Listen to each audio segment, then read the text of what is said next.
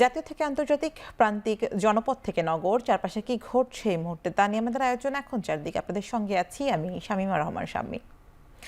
21শে August grenade হামলা মামলায় বিএনপির ভারপ্রাপ্ত চেয়ারম্যান তারেক রহমান, সাবেক স্বরাষ্ট্র প্রতিমন্ত্রী লুৎফুজ্জামান বাবর, উপমন্ত্রী আব্দুস সালাম পিন্টু সহ 52 আসামির সবাইকে খালাস দিয়েছেন হাইকোর্ট। একই সঙ্গে বিচারিক আদালতের রায় পুরোপুরি বাতিল করা হয়েছে।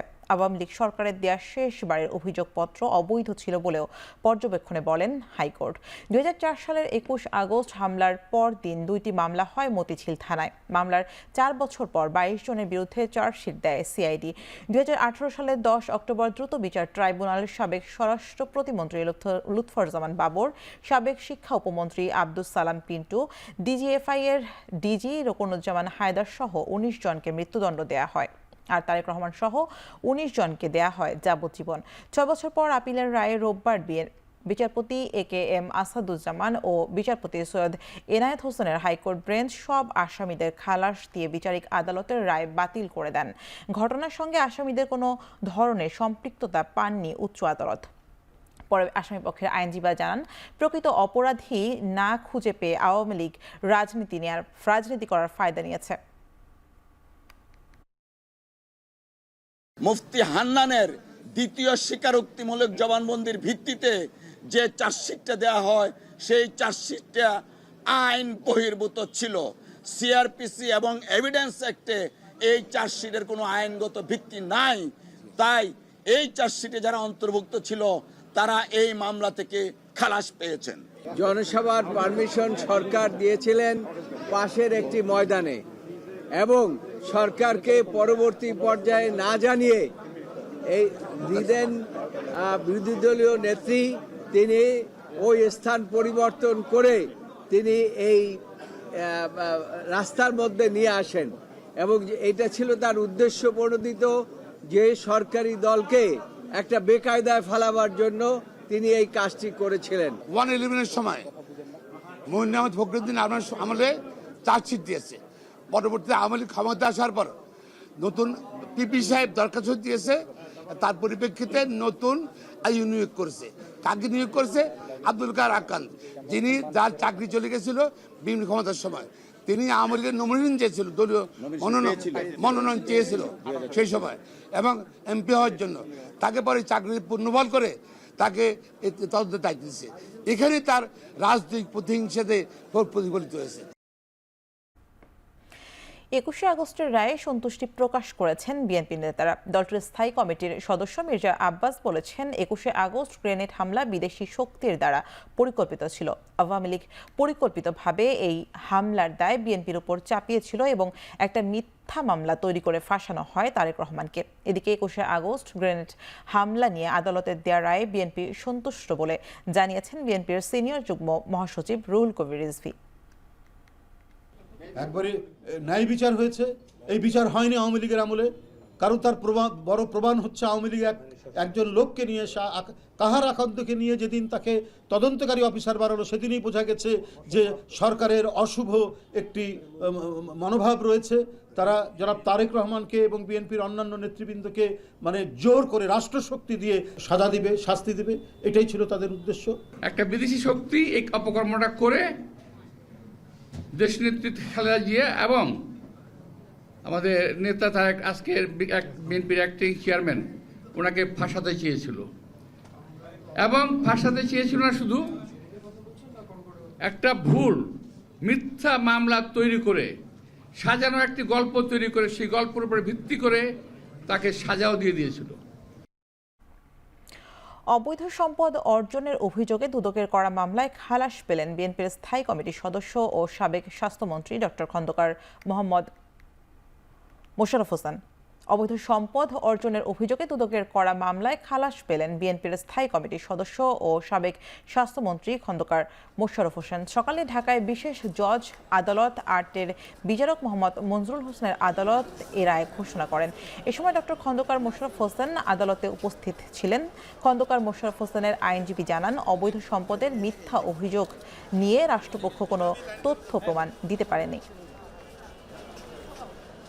এই 17 বছরে কিন্তু তারা সরকারের পক্ষ থেকে কোনো এই আদালতে সাবমিট করতে পারে নাই, জমা দিতে পারে নাই, এবং সেই প্রক্রিয়াই কিন্তু আজকে এই বিজ্ঞ আদালত এই রায় দিল যে যেহেতু সরকারের পক্ষ থেকে যে অভিযোগ আনা হয়েছে সেই অভিযোগের পক্ষে কোনো রকমের প্রমাণ, কোনো রকমের সাক্ষী বা কোনো রকমের কিছু দেখাতে পারেনি, তার জন্য আজকে এই মামলাটি খারিজ করে দেওয়া হলো। শেখ হাসিনার দুর্নীতিগ্রস্ত স্বৈর শাসন আমলে বছর অন্তত $16 বিলিয়ন পাচার হয়েছে। শ্বেতপত্রে এই তথ্যই উঠে এসেছে। হস্তান্তর অনুষ্ঠানে এই প্রতিবেদনকে ঐতিহাসিক উল্লেখ করে প্রধান উপদেষ্টা ডক্টর মোহাম্মদ ইউনূস বলেন, শ্বেতপত্র দ্বারা উন্মোচিত হবে আওয়ামী লীগের আমলের অর্থনীতির দুরবস্থা। তেজগাঁওয়ে প্রধান উপদেষ্টার কার্যালয়ে ডক্টর মোহাম্মদ ইউনূসের হাতে দেশের অর্থনৈতিক শ্বেতপত্র হস্তান্তর করে শ্বেতপত্র প্রণয়ন কমিটি। রোববার ওয়েবসাইটে প্রকাশ করা হবে এই প্রতিবেদন। এ সময় প্রধান উপদেষ্টা কমিটিকে ধন্যবাদ জানান। তিনি বলেন, এটি জনসমক্ষে আসা উচিত, কলেজ ও বিশ্ববিদ্যালয়ের শিক্ষাক্রমে যা অন্তর্ভুক্ত করা উচিত। 400 পৃষ্ঠার এই শ্বেতপত্রে উঠে আসে 7টি মেগা প্রকল্পের প্রত্যেকটিতে 10,000 কোটি টাকা অপচয় করা হয়েছে। বার্ষিক উন্নয়ন কর্মসূচিতে 7 লাখ কোটি টাকার বেশি ব্যয় হয়েছে, যার 40% অর্থ লুটপাট হয়েছে। গত 28 আগস্ট দেশের সামগ্রিক অর্থনৈতিক অবস্থা তুলে ধরেন অর্থনীতিবিদ ডক্টর দেবপ্রিয় চট্টোপাধ্যায়ের নেতৃত্বে 12 সদস্যের শ্বেতপত্র প্রণয়ন committee.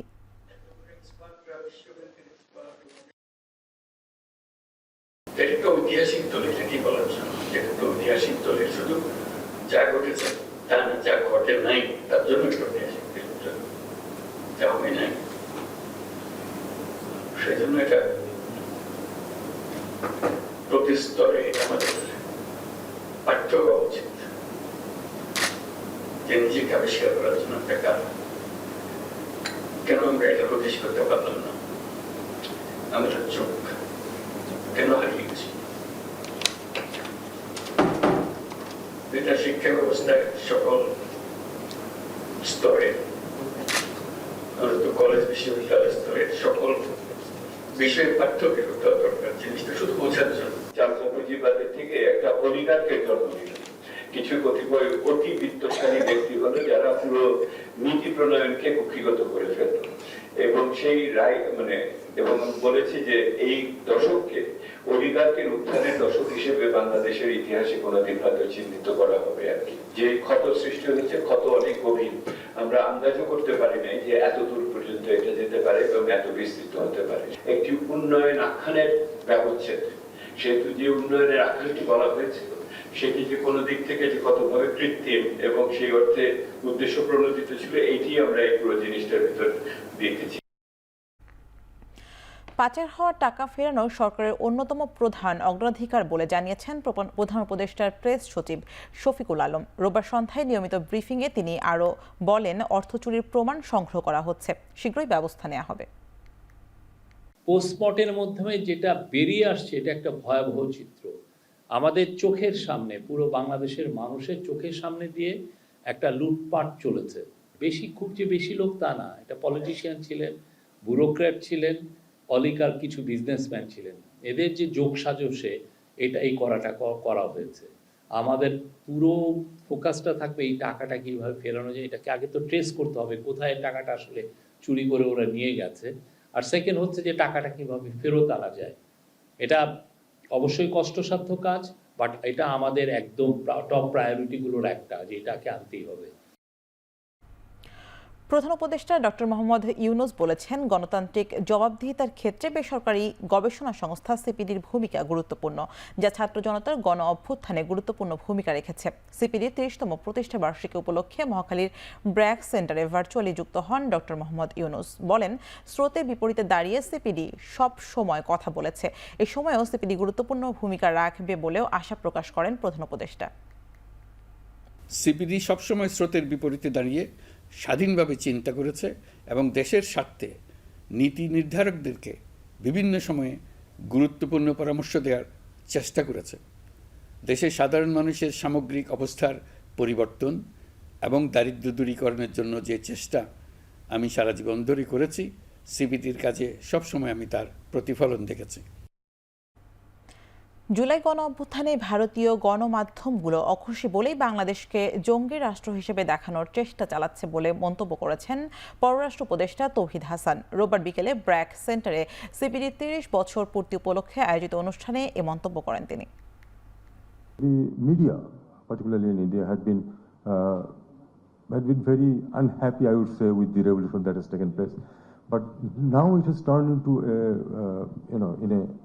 in a sort of organized propaganda, not only in India but all over the world, to prove that Bangladesh is going to become some sort of a state where the minorities are oppressed. বিজয়ের মাস December উপলক্ষে রোববার বিজয় rally করেছে ঢাকা বিশ্ববিদ্যালয় প্রশাসন। বিজয় র্যালিটিতে অংশ নিয়েছে ঢাকা বিশ্ববিদ্যালয়ের শিক্ষক, শিক্ষার্থী ও বিভিন্ন স্বেচ্ছাসেবী সংগঠন। র্যালিটি অপরাজেয় বাংলা পার হয়ে টিএসসি হয়ে স্মৃতি চিরন্তনে এসে শেষ হয়। পরে ঢাকা বিশ্ববিদ্যালয়ের সঙ্গীত বিভাগে অংশগ্রহণে দেশাত্মবোধক গানের আয়োজন করা হয়। বিজয় র্যালি শেষে ঢাকা বিশ্ববিদ্যালয়ের উপাচার্য বলেন, জুলাই আগস্ট গণ অভ্যুত্থানে যারা জীবন দিয়েছে তাদের স্মৃতি নিয়ে আগামীর যাত্রা শুরু করবে বাংলাদেশ। ঢাকা বিশ্ববিদ্যালয় জাতির কাছে দায়বদ্ধভাবে কাজ করবে। ছাত্র জনতার আন্দোলন নতুন বাংলাদেশ বিজয় নতুনভাবে উদ্দীপনা বাড়াবে জাতিকে। এই গণ অভ্যুত্থানের পরিপ্রেক্ষিতে আমাদের এখন দায় এবং দায়িত্ব অনেক বেড়ে গেছে। সবাইকে নিয়ে আমরা এই বিজয় মাসের শুরুতে অঙ্গীকার করছি, সবাইকে নিয়ে আমরা আমাদের দেশটাকে এগিয়ে নেব, যার যার পর্যায় থেকে তার দায়িত্ব পালন করব। সেনাবাহিনীর প্রধান জেনারেল ওয়াকারুজ্জামান বলেছেন, দেশের এই ক্রান্তিকালে সেনাবাহিনী জনগণের পাশে দাঁড়িয়েছে। সবাই মিলে কাজ করলে এর থেকে উত্তরণ ঘটবে। রোববার সকালে ঢাকা সেনানিবাসে কথা বলেন তিনি। ঢাকা সেনানিবাসের আর্মি মাল্টিপারপাস কমপ্লেক্সে বীর মুক্তিযোদ্ধা সেনা সদস্যদের সংবর্ধনা এবং সেনাবাহিনীর শান্তিকালীন পদক বিতরণ করা হয়।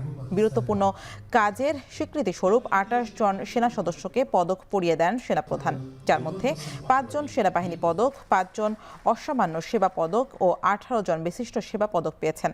খেতাবপ্রাপ্ত ও বীর মুক্তিযোদ্ধা সেনা সদস্য এবং তাদের স্বজনদের খোঁজ খবর নেন এবং শুভেচ্ছা উপহার তুলে দেন সেনাপ্রধান। এ সময় মুক্তিযোদ্ধাদের অবদানের কথা স্মরণ করে সেনাপ্রধান বলেন, মুক্তিযোদ্ধাদের জন্যই আজকের এই অবস্থান। দেশের শান্তি রক্ষায় দিন-রাত আইন শৃঙ্খলার রক্ষায় কাজ করবে বাংলাদেশ সেনাবাহিনী।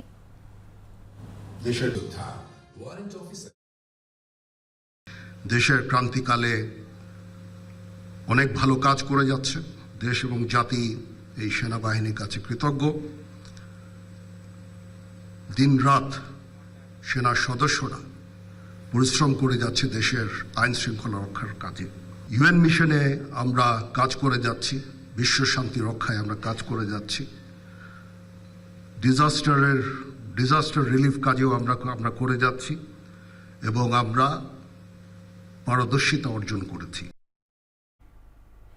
বাংলাদেশের উন্নয়ন ও সমৃদ্ধির লক্ষ্যে নৌবাহিনীকে যুগোপযোগী এবং প্রযুক্তি সম্পন্ন বাহিনী হিসেবে গড়ে তোলা হচ্ছে, যা দেশের সার্বভৌমত্ব, নিরাপত্তা নিশ্চিত ও সমুদ্র ভিত্তিক অর্থনীতির কর্মকাণ্ডে গুরুত্বপূর্ণ ভূমিকা পালন করবে বলে জানিয়েছেন নৌবাহিনীর প্রধান অ্যাডমিরাল এম নাজমুল হাসান।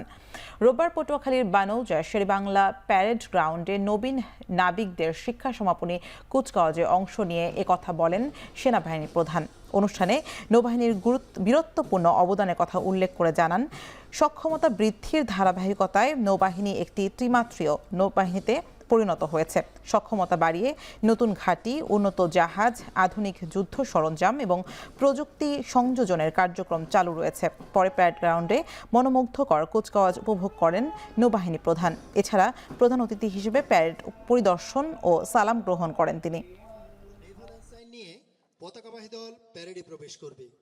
পতাকাবাহী দল বর্তমানে ত্রিমাত্রিক নৌবাহিনীর সক্ষমতা অর্জনের অংশ হিসেবে নতুন ঘাঁটি, জাহাজ, আধুনিক যুদ্ধ সরঞ্জাম ও প্রযুক্তি সংযোজনের কার্যক্রম চলমান রয়েছে। তোমাদের প্রাতিষ্ঠানিক শিক্ষা ও নাবিক প্রশিক্ষণ স্কুলে অর্জিত জ্ঞান প্রয়োগের মাধ্যমে বাংলাদেশ নৌবাহিনীর সার্বিক উন্নয়নে তোমরা অবদান রাখতে সক্ষম হবে বলে আমি আশাবাদী। সরকারি সেবা নিয়ে দেশের মানুষ সন্তুষ্ট নয় বলে জানিয়েছেন জনপ্রশাসন সংস্কার কমিশনের প্রধান আব্দুল মুইদ চৌধুরী। রোববার সচিবালয়ে কমিশনের 12তম সভা শেষে সাংবাদিকদের তিনি আরও জানান, সবচেয়ে বেশি অনিয়মের চিত্র পাওয়া গেছে ভূমি ও রেজিস্ট্রি অফিসে। সারা দেশ থেকে জনমানুষের মতামত নিয়ে ডিসেম্বরের মধ্যেই প্রস্তাবনা জমা দেবে জনপ্রশাসন সংস্কার কমিশন। রেজিস্ট্রি অফিস সম্পর্কে খুবই বাজে ধারণা, এবং রেজিস্ট্রি অফিসের করাপশনটা এমন লেভেল, কোনো অভিযোগ নাই, কারণ শেয়ারিংটা ইজ সো সাইন্টিফিক, কারো কোনো অভিযোগ নেই, সবাই দিয়ে যাচ্ছে। জনপ্রশাসন না বলে জনসেবা বলা যায় কিনা? এই জেলা প্রশাসক তো ব্রিটিশ আমলের সৃষ্টি। পাবলিক যেহেতু জানতে চায়, অল্টারনেটিভ আমরা সাজেশন দিব, গভর্নমেন্ট যেটা নেয়। পাবলিক হিয়ারিং গুলো করছে, সেখানে মানুষ বিভিন্ন ধরনের সমস্যা বলছে, তো এটা তো ক্যাটাগরাইজ করে এই মুহূর্তে বলা সম্ভব না। একটা সাধারণ প্রশ্নের উত্তর লোকে দিয়েছে, আপনি সন্তুষ্ট কিনা, তো অনেক ব্যাপক সংখ্যক লোক বলছে সন্তুষ্ট না। তো সন্তুষ্ট না, তো এটা বুঝাই যাচ্ছে, নাইলে তো সরকার পরিবর্তন হতো না দেশে। সন্তুষ্ট না বললেই তো এই কমিশন হয়েছে। আমাদের আসলে যেহেতু অনেক ব্যাপক, সেই জন্য আমাদের একটু সময় লাগছে। 3 মাস সময়ে এটা করা খুব কঠিন, তবু আমরা চেষ্টা করব সরকারের নির্দেশ মতো 3 মাসের মধ্যে এটা করতে আর কি। দেশে এখন অস্থিরতা বিরাজ করছে, তাই দেশ গঠনে ইস্পাত কঠিন ঐক্যর বিকল্প নেই বলে জানিয়েছেন জামায়াতে ইসলামীর আমির ডক্টর শফিকুর রহমান। রোববার সকালে খুলনার স্টার্ন জুট মিলস শ্রমিক ময়দানে দলের কর্মী সমাবেশে অংশ নিয়ে কথা বলেন তিনি। এর আগে নড়াইলে মালিবাগ চত্বরে পথসভায় তিনি বলেন, যেসব দল আগে ক্ষমতা এসেছে তারা বিভিন্ন প্রতিশ্রুতি দিলেও তা বাস্তবায়ন করেননি। তবে জামায়াত মানবিক বাংলাদেশ চায়, যেখানে জাতি, ধর্ম, বর্ণ নির্বিশেষে সবাইকে সমান মর্যাদা ও নিরাপত্তা নিয়ে বসবাস করতে পারবে। এদিকে একই দিন রোববার বিকেলে ফরিদপুরের রাজেন্দ্র কলেজের মাঠে জেলা জামায়াতের উদ্যোগে আয়োজিত কর্মী সম্মেলনে যোগ দেন জামায়াত ইসলামের আমির ডক্টর শফিকুর রহমান। পরে রাতে বরিশাল নগরীর নতুল্লাবাদ এলাকায় পথসভায় যোগ দেন তিনি। আমরা কথা দিচ্ছি, আপনারা যদি এই রকম দায়িত্ব আমাদের উপর অর্পণ করেন, আস্থা, বিশ্বাস, ভালোবাসা নিয়ে যদি এই দায়িত্ব আমাদেরকে দেন, আমরা চেষ্টা করব আপনাদের ঋণ পরিশোধ করার জন্য। আমরা কথা দিচ্ছি, আমরা মালিক হব না, আমরা সেবক হয়ে থাকব। অসামান্য সাহসিকতার পরিচয় দিয়ে স্বৈরাচারী শেখ হাসিনার পতন ঘটিয়ে প্রাথমিক জয় লাভ করেছে ছাত্র জনতা, কিন্তু এখনও যুদ্ধ শেষ হয়নি বলে মন্তব্য করেছেন আমার দেশ পত্রিকার সম্পাদক মাহমুদুর রহমান। রোববার আমার দেশ পত্রিকার স্থায়ী কার্যালয়ের সামনে ইনকলাব মঞ্চের শহীদী সপ্তাহ উপলক্ষে জুলাই গ্রাফিতি ও পুনর্লিখন কর্মসূচি বিপ্লবের বর্ণ আঁকি উদ্বোধন শেষে কথা বলেন তিনি। ভারতের মিডিয়া বাংলাদেশ নিয়ে কুৎসা রটনা করছে বলে মন্তব্য করেন মাহমুদুর রহমান। ভারতীয় আধিপত্যবাদের বিরুদ্ধে যুদ্ধ চালিয়ে যাওয়ার আহ্বান জানান ছাত্র জনতার আন্দোলনে সহযোদ্ধাদের। এ সময় বিভিন্ন স্কুল কলেজের ছাত্রছাত্রীদের গ্রাফিতি অঙ্কনে অংশগ্রহণ করে। এতে অংশ নেয় নাট্য নির্মাতা মাহবুবুর রশিদ বান্না এবং অভিনেতা আসাদুজ্জামান আসাদ সহ ইনকলাব মঞ্চের সদস্যরা।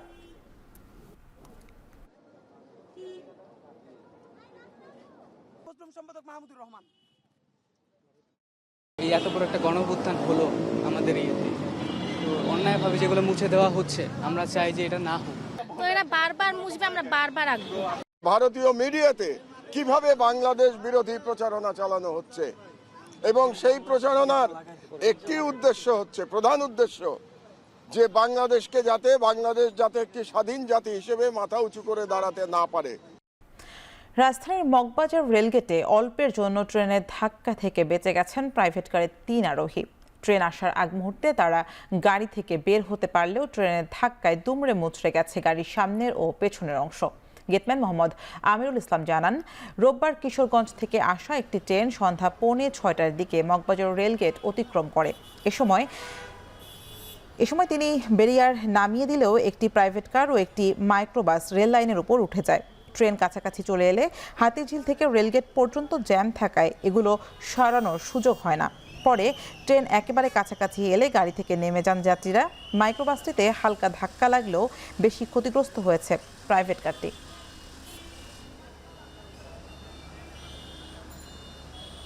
গেট তো ফেলানো, ওই পাশে গেটে লাগছে, ওই রাস্তা জ্যাম পুরাটা, এটা তো ফেলাই দিচ্ছি।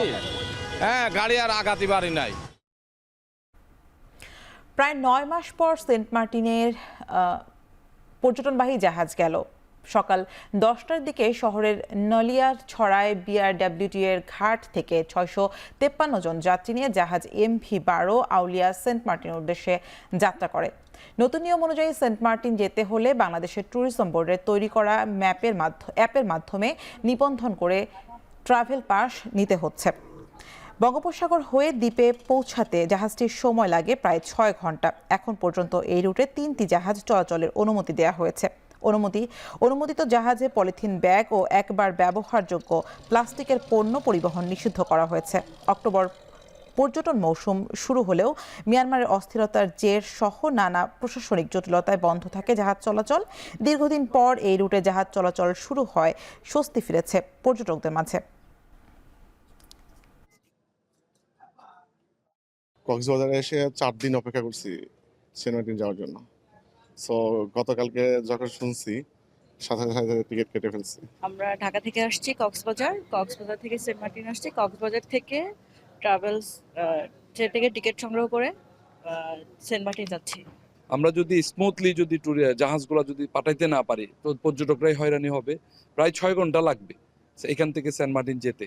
আমি নিজেই গতকাল রাত 1টা বাজে আমি যেই ট্রাভেল এজেন্সির মাধ্যমে এসেছি তারা আমাকে ট্রাভেল পাসটা পাঠিয়েছে। বাট এখানে আসার পরে দেখলাম যে না, পরিবেশ সুন্দর, সবাই মিলে যাইতে পারতাছি, খুলতেছে সেন্ট মার্টিন, আমার সৌন্দর্য দেখতে পারবো, সেন্ট মার্টিন সবাই মিলে উপভোগ করতে পারবো, খুব আনন্দ লাগছে। সামগ্রিক প্রিপারেশন নিয়ে সরকারের সকল অনুমোদন নিয়ে আজকে প্রথমবারের মতো একটি জাহাজ ছেড়ে যাচ্ছে। সংস্কার প্রক্রিয়ায় প্রান্তিক জনগোষ্ঠীর প্রতিনিধিদের অংশগ্রহণ নিশ্চিত করতে হবে। পার্বত্য চট্টগ্রাম চুক্তির 27 বছর পূর্তি উপলক্ষে আয়োজিত আলোচনা সভায় একথা বলেন বক্তারা। রোববার ধানমন্ডির উইমেন্স ভলেন্টারি অ্যাসোসিয়েশন মিলনায়তনে অনুষ্ঠিত আলোচনা সভায় একথা বলেন তারা। এছাড়া আদিবাসীদের সমস্যা যেহেতু রাজনৈতিক সমস্যা, তাই রাজনৈতিকভাবেই এর সুরাহা করতে হবে। এ সময় সেনা শাসন প্রত্যাহারের দাবিও জানান বক্তারা।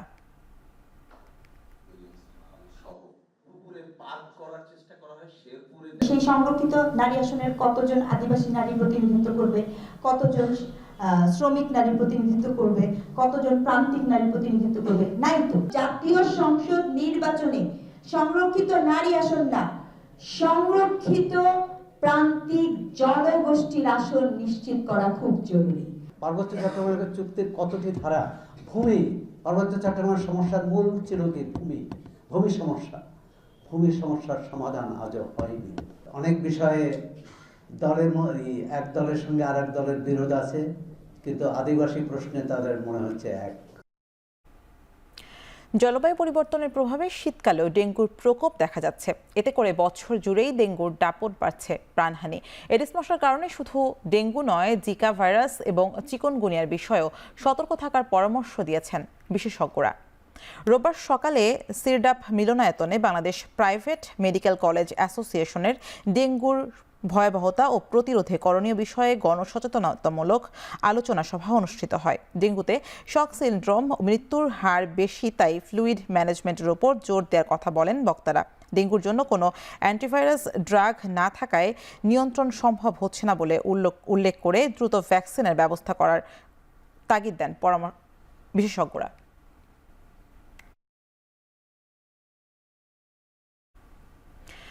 চট্টগ্রাম মহানগরের প্রতিটি ওয়ার্ডে জন্ম নিবন্ধন সার্টিফিকেট সহ বিভিন্ন সেবা পেতে হয়রানির শিকার হচ্ছেন সাধারণ মানুষ। এজন্য ওয়ার্ড সচিবদের বিরুদ্ধে কঠোর ব্যবস্থা নেওয়ার ঘোষণা দিয়েছে চট্টগ্রাম সিটি কর্পোরেশনের মেয়র ডক্টর শাহাদাত হোসেন। রোববার বিশেষ পরিচ্ছন্নতা কার্যক্রম উদ্বোধন অনুষ্ঠানে ওয়ার্ড সচিবদের এই হুঁশিয়ারি দেন তিনি। এ সময় চট্টগ্রাম শহরকে জলাবদ্ধতা থেকে মুক্ত করতে নগরবাসীর প্রতি নানা নর্দমাতে আবর্জনা না ফেলার অনুরোধ জানান মেয়র। শাহাদাত হোসেন বলেন, কয়েকদিনের মধ্যে স্বেচ্ছাশ্রমে খাল খনন কর্মসূচি শুরু করা হবে।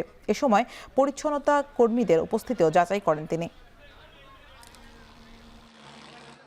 আমার কোনো জনগণ যাতে হয়রানির শিকার না হয়।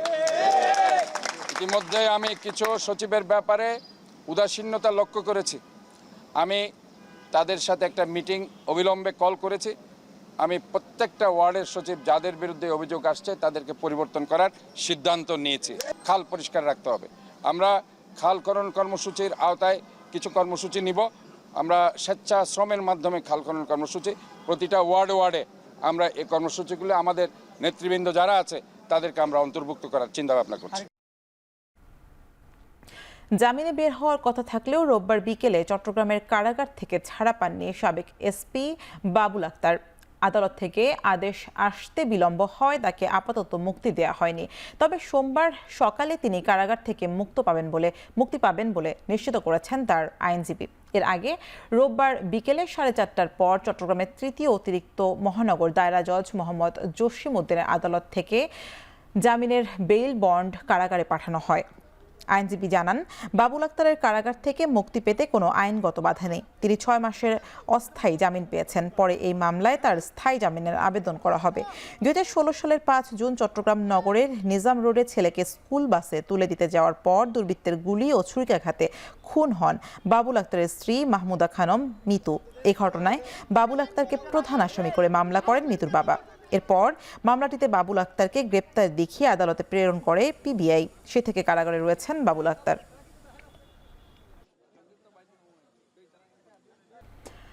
আমদানি নয়, দেশের প্রাণী সম্পদ উৎপাদনকারীদের প্রাধান্য দেয়া হবে বলে জানিয়েছেন মৎস্য ও প্রাণী সম্পদ মন্ত্রণালয়ের উপদেষ্টা ফরিদা আক্তার। সাভারে রোববার দুপুরে এক বার্ষিক গবেষণা পর্যালোচনা কর্মশালায় যোগ দিয়ে একথা বলেন তিনি। বাংলাদেশের প্রাণী সম্পদ গবেষণা ইনস্টিটিউটে সদ্য শেষ হওয়া গবেষণাসমূহের ফলাফল ও অগ্রগতি পর্যালোচনার লক্ষ্যে 2 দিন ব্যাপী এই কর্মশালার আয়োজন করা হয়। উপদেষ্টা ফরিদা আক্তার পশুপালনের মাধ্যমে নারী ক্ষমতায়নে উন্নয়ন করার কথা উল্লেখ করে বলেন, দরিদ্র বিমোচনে প্রাণী সম্পদকে প্রাধান্য দিচ্ছে সরকার। তিনি আরও বলেন, দেশের বাজারে গরুর মাংসের চাহিদা থাকায় বাংলাদেশের মাংস রপ্তানিতে আগ্রহী অনেক দেশ। যারা উৎপাদনের সাথে যুক্ত, লালন পালনের সাথে যুক্ত, তাদেরকে প্রাধান্য দেব। আমরা খালি ব্যবসার বিষয় হিসেবে রাখতে চাই। যারা জেলা পর্যায়ে কর্মকর্তারা আছেন এবং যারা কাজ করছেন, তাদের যে চাহিদা, সেটা আমার মনে হয় আমাদের খুব মনোযোগ দিয়ে শোনা দরকার। এবং তাদের এই চাহিদা মাফিক যদি আমরা সরবরাহ করতে পারি, তাদেরকে যদি যে প্রয়োজনগুলো মেটাতে পারি, তাহলে বাংলাদেশে কিন্তু এই প্রাণীজ আমিষের ঘাটতি হওয়ার কোনো কারণ নেই। শরীয়তপুরে পালং রাজগঞ্জ খালের নাব্য ফেরাতে খনন ও অবৈধ স্থাপনা উচ্ছেদের সপ্তাহব্যাপী অভিযান চালিয়েছে জেলা প্রশাসন ও পৌর কর্তৃপক্ষ। রোববার সকাল থেকে দুপুর পর্যন্ত চলে এই যৌথ অভিযান। এ সময় বাকিদের নিজ উদ্যোগে স্থাপনা সরিয়ে নেওয়ার নির্দেশ দেওয়া হয়। পালং রাজগঞ্জ খাল পুরোপুরি দখলমুক্ত না হওয়া পর্যন্ত অভিযান চলবে বলে জানিয়েছে সংশ্লিষ্টরা। এর আগে গেল 25 নভেম্বর থেকে খালের ময়লা অপসারণ কার্যক্রম শুরু হয়। জলাবদ্ধতা নিরসনে পর্যায়ক্রমে শহরের আরও 2টি খালে অভিযান চালানো হবে বলে জানিয়েছে প্রশাসন।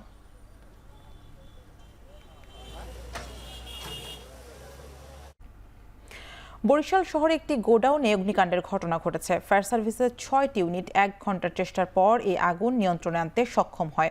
রোববার বিকেলে 4:15টায় নগরীর বাজার গোডাউন এলাকায় এই আগুন ধরে।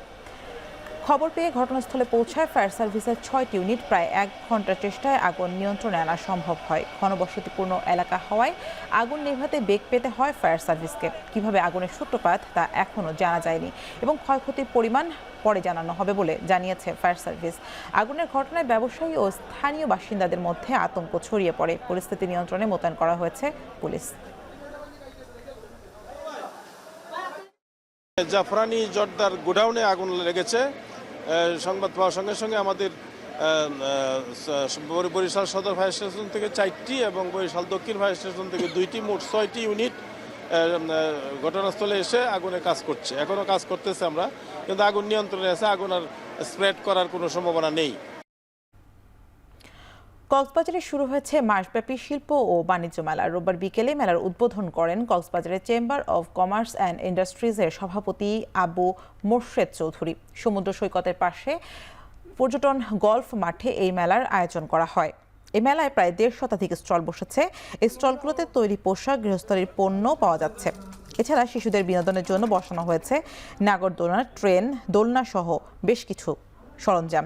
এছাড়া রয়েছে অভিজাত খাবারের স্টল, দেখানো হচ্ছে ভূতের প্রদর্শনী ও জাদুর মঞ্চ। মেলা উদ্বোধনের পরপরই ভিড় জমে দর্শনার্থীর। স্থানীয়দের সাথে যুক্ত হন পর্যটকরাও।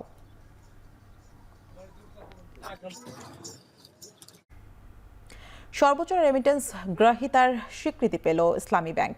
সম্প্রতি যুক্তরাষ্ট্রের নিউ ইয়র্কে আয়োজিত বাংলাদেশ রেমিটেন্স ফেয়ার এ ঘোষণা top remittance receiver bank award 2024 পুরস্কার পেয়েছে ব্যাংকটি।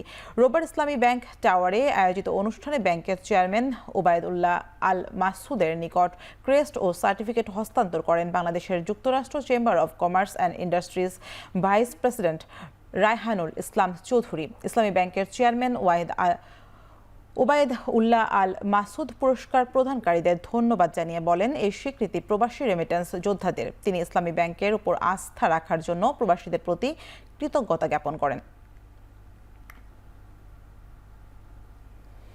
সম্প্রতি মেঘনা ব্যাংকের ধানমন্ডি শাখার নিয়ন্ত্রণাধীন কলাতিয়া উপশাখার উদ্বোধন ঘোষণা করা হয়েছে।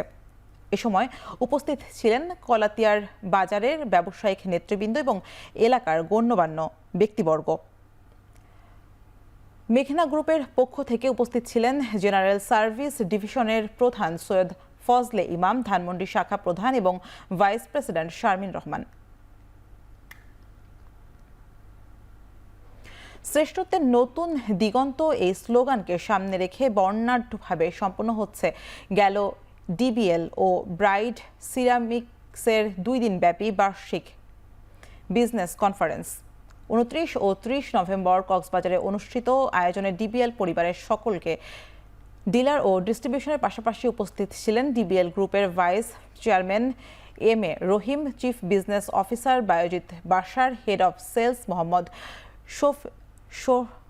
শহীদুজ্জামান রাজ সহ শীর্ষ কর্মকর্তারা। এই আয়োজনে সেরা পারফরমেন্স অ্যাওয়ার্ড দেওয়ার পাশাপাশি ডিবিএল সিরামিক্সের নতুন পণ্য মোজাইক টাইলসের মোড়ক উন্মোচন করা হয়।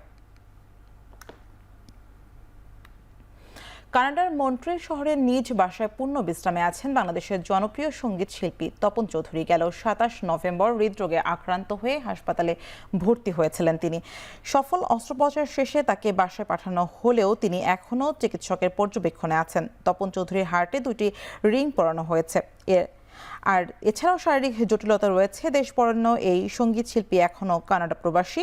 70 দশকের শেষ ভাগ থেকে সঙ্গীতের সঙ্গে যুক্ত তপন চৌধুরী।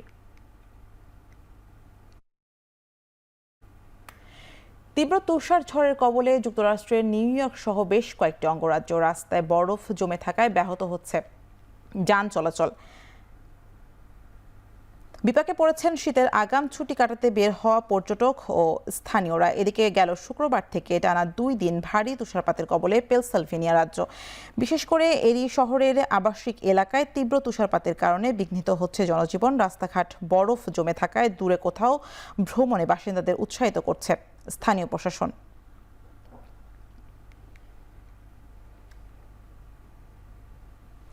গাজার দক্ষিণাঞ্চলে খান ইউনুস শহরের আল মাউআশির আশ্রম শিবিরে ইসরায়েলি হামলায় 2 শিশু সহ অন্তত 47 ফিলিস্তিনের মৃত্যু হয়েছে। আহত শতাধিক মানুষ। এছাড়া অধিকৃত পশ্চিম তীরের জেনিস শহরে মারা গেছেন আরও 2 জন। একই সময়ে ওয়ার্ল্ড সেন্টার কিচেন ও সেভ দ্য চিলড্রেন্সের 4 কর্মীর প্রাণহানি হওয়ায় গভীর উদ্বেগ প্রকাশ করেছে একাধিক মানবাধিকার সংগঠন। ইসরায়েল বলছে এখন পর্যন্ত 30 জন জিম্মিকে হত্যা করেছে হামাস। এদিকে গাজা যুদ্ধবিরতি ও যুদ্ধ পরবর্তী শাসন ব্যবস্থা বিষয়ক পর্যালোচনায় মিশরের কায়রোতে অবস্থান করছে হামাসের প্রতিনিধি দল। হোয়াইট হাউস বলছে হামাস যেদিন জিম্মিদের নিঃশর্ত মুক্তি দেবে তারপর তিনি যুদ্ধবিরতি কার্যকর করা সম্ভব। অন্যদিকে ইসরায়েল হিজবুল্লাহ যুদ্ধবিরতির 5ম দিনেও শর্ত ভঙ্গের অভিযোগ করেছে উভয় পক্ষ। ইসরায়েলি হামলায় নিহত ফিলিস্তিনের সংখ্যা দাঁড়িয়েছে 44,429 জনে।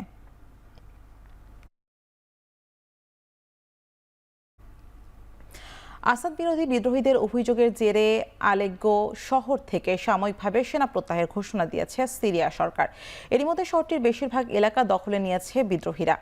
এর আগে শনিবার সিরীয় সেনাবাহিনীর পক্ষ থেকে জানানো হয় গেল কয়েক দিনে নতুন করে সাংগঠনিক সক্ষমতা বাড়ানোর লক্ষ্যে নতুন সদস্য নিয়োগ দিয়েছে বিদ্রোহী সশস্ত্র সংগঠনগুলো। সিরিয়ার অবজারভেটরি ফর হিউম্যান রাইটসের তথ্য বলছে গেল বুধবার থেকে সেনাবাহিনী ও বিদ্রোহীদের হামলা পাল্টা হামলায় নিহতের সংখ্যা ৩০০ ছাড়িয়েছে। এর মধ্যে অন্তত ২০ জন বেসামরিক নাগরিক ছিলেন বলে দাবি করেছে স্থানীয় গণমাধ্যম। ২০২০ সালে বাশার আল আসাদ প্রশাসনের সঙ্গে সমঝোতার ভিত্তিতে সাময়িক যুদ্ধবিরতির প্রস্তাবে সম্মত হলেও দেশটির উত্তর পশ্চিমে ইদলিব শহর এবং আশপাশের এলাকায় আধিপত্য ধরে রেখেছে বিদ্রোহীরা।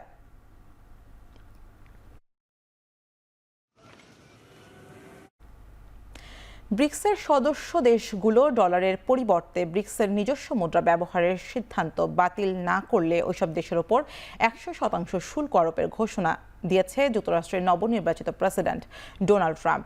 শনিবার সামাজিক মাধ্যম ট্রুথ সোশ্যালে দেয়া পোস্টে ট্রাম্প আরও দাবি করেন, আন্তর্জাতিক বাণিজ্য ডলারের পরিবর্তে ব্রিক্সের নিজস্ব মুদ্রা ব্যবহারের সিদ্ধান্তকে যেসব দেশ সমর্থন করে আমেরিকা তাদের চিরতরে বিদায় জানাতে চায়। ব্রিক্সের এই সিদ্ধান্ত কোনোভাবেই যেন বাস্তবায়িত না হয় সেটিও নিশ্চিত করা হবে বলে পোস্টে উল্লেখ করেছেন ট্রাম্প। গেল অক্টোবরে রাশিয়ার কাজানে ব্রিক্স জোটের ১৬তম সম্মেলনে ডলারের বিকল্প আন্তর্জাতিক লেনদেন ব্যবস্থা চালুর প্রস্তাব দেয় রুশ প্রেসিডেন্ট ভ্লাদিমির পুতিন। তবে সদস্য দেশগুলো স্বাগত জানালেও ভারত বা ব্রাজিল ডলার বাদ দিয়ে চীন কিংবা পশ্চিম বিরোধী কোনো লেনদেন ব্যবস্থায় জড়াতে চায় না বলে মনে করছেন বিশ্লেষকরা।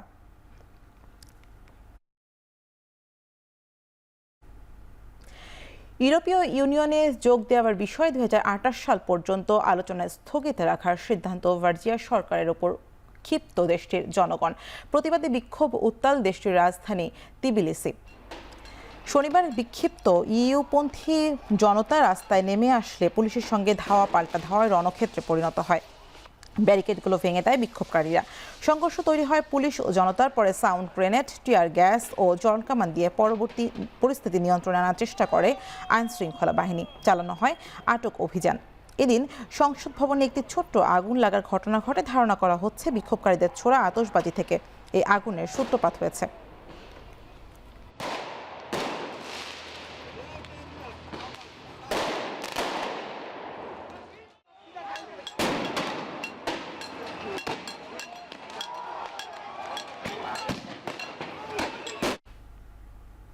পাকিস্তানের খাইবার পাখতুনখোয়া প্রদেশের কুররামে জাতিগত সংঘাতে নিহতের সংখ্যা বেড়ে দাঁড়িয়েছে কমপক্ষে ১২৮ জনের। সংঘাত দমনে প্রতিদ্বন্দ্বী আদিবাসী গোষ্ঠীগুলোর আস্তানা খুঁজে বের করে ধ্বংস এবং তাদের অস্ত্র জব্দের নির্দেশ দিয়েছে মুখ্যমন্ত্রী আলী আমিন গান্দাপুর। ১০ দিনের সংঘাতে শনিবার পর্যন্ত আহত প্রায় ২০০ মানুষ। অস্ত্রবিরতি কার্যকরের চেষ্টায় হিমশিম খাচ্ছে প্রশাসন। গেল ২১ নভেম্বর পুলিশের নিরাপত্তায় দুটি পৃথক গাড়িবহরে হামলা চালিয়ে অর্ধশতাধিক মানুষকে হত্যার মধ্যে দিয়ে পরিস্থিতি সাম্প্রতিক অবনতি শুরু হয়। নিয়ন্ত্রণ পুনরুদ্ধারের চেষ্টা করছে পুলিশ। কুররাম অঞ্চলে চলছে যোগাযোগ ব্ল্যাকআউট, বিচ্ছিন্ন মোবাইল ও ইন্টারনেট সংযোগ। বন্ধ রয়েছে সব শিক্ষা প্রতিষ্ঠান। সড়ক মহাসড়কে যান চলাচল বন্ধ থাকায় স্থানীয় পরিবহন ব্যবস্থায় বিঘ্ন ঘটছে। স্থগিত রয়েছে প্রতিবেশী আফগানিস্তানের সঙ্গে বাণিজ্য। গেল সপ্তাহে ১০ দিনে একটি অস্ত্রবিরতি সমঝোতা হলেও বিরামহীন সংঘাতে অকার্যকর হয়ে পড়ে চুক্তিটি। চলতি বছরের জুলাই থেকে অক্টোবর পর্যন্ত ৪ মাসে অঞ্চলটিতে সহিংসতায় প্রায় ৭৯ জনের তথ্য পাওয়া গেছে।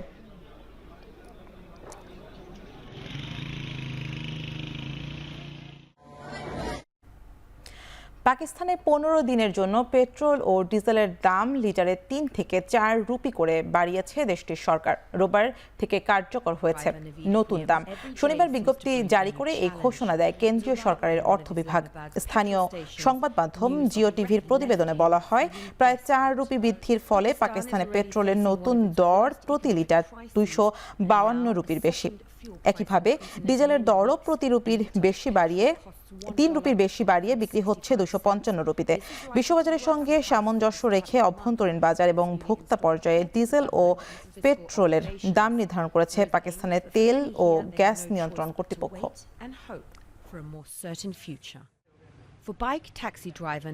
জমকালো আয়োজনের মধ্যে দিয়ে উন্মোচন করা হয়েছে আসন্ন বিপিএল এর মস্কট ডানা ৩৬ সঙ্গে প্রকাশ করা হয়েছে থিম সংও। জুলাই বিপ্লবকে সামনে রেখে বিসিবি আর ক্রীড়া মন্ত্রণালয়ের সম্মিলিত উদ্যোগ এটি। মস্কট উন্মোচনের আগে জুলাই অনির্বাণ নামে একটি প্রামাণ্যচিত্র দেখানো হয়, যেখানে তুলে ধরা হয় শহীদ আবু সাঈদ মুগ্ধদের দেশের প্রতি ভালোবাসার গল্প। তারুণ্যের উৎসব অনুষ্ঠানে ক্রীড়া সংশ্লিষ্ট ব্যক্তিবর্গ ছাড়াও শিক্ষার্থীদের উপস্থিতি ছিল লক্ষণীয়। অনুষ্ঠানে মস্কট উন্মোচন ছাড়াও শিক্ষাঙ্গনের নানা পরিকল্পনার কথা তুলে ধরা হয়।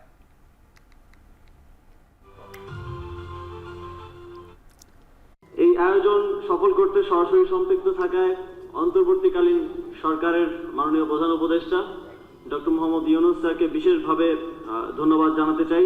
বাট এটা কতটুকু সাকসেসফুল হবে এটা কিন্তু শেষ হলেই বুঝে যাবে।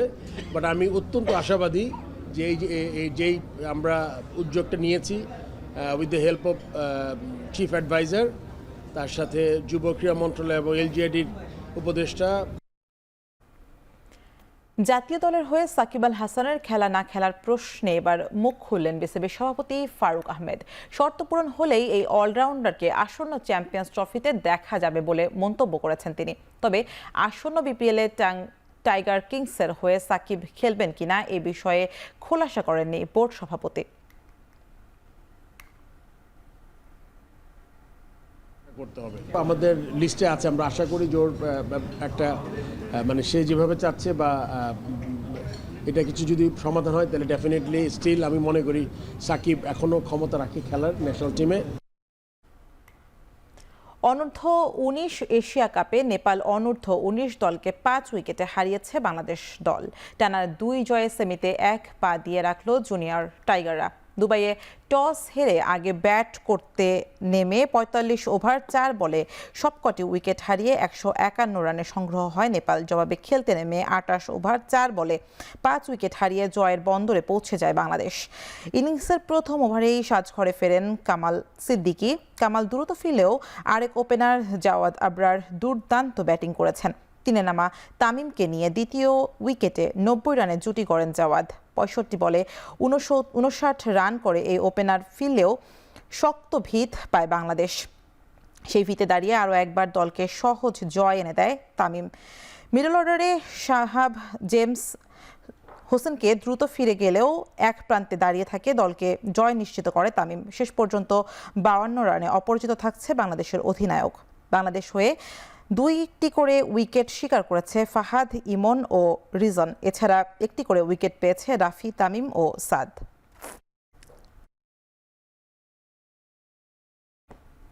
শেষ করছি এখন চারদিকে। এখন টেলিভিশন ওয়েবসাইটে দেখতে ভিজিট করুন www.ekon.tv, ফেসবুকে দেখতে ভিজিট করুন facebook.com/tv.ekon এবং ইউটিউবে এখন টেলিভিশন দেখতে ভিজিট করুন youtube.com/c/ekontv।